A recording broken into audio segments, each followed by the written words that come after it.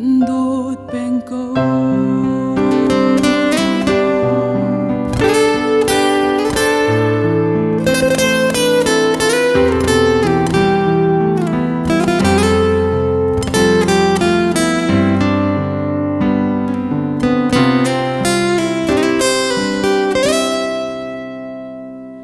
Na tin tla kruanga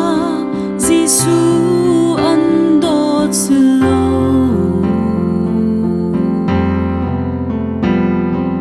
na tua sar that cha an Dawt song si phon lo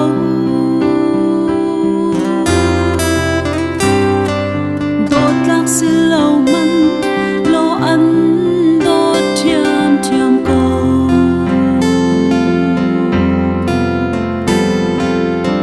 Dung ram noa ma nang he ti adu Annun nak peki Dawt na kalang ter An Dawt tuk cha Nang ma theng te kha An Dawt bik na si Na sung loi tu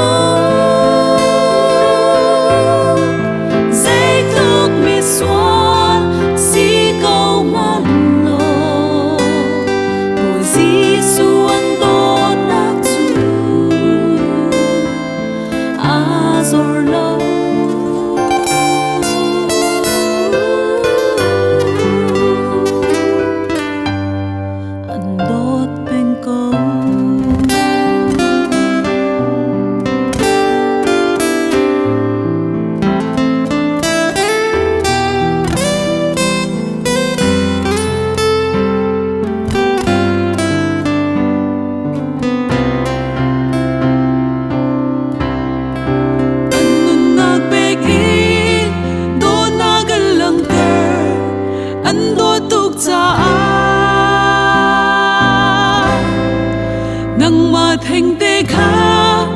an Dawt bik na si na sung loi tu Zai tuk mi suat si câu man lo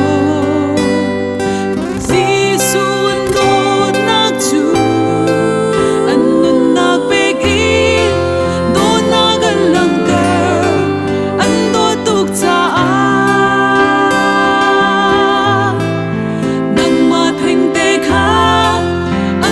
bik na si na sung loi tu Zai tuk mi suat si câu man lo Bùi Giêsu an Dawt nak chu a zor lo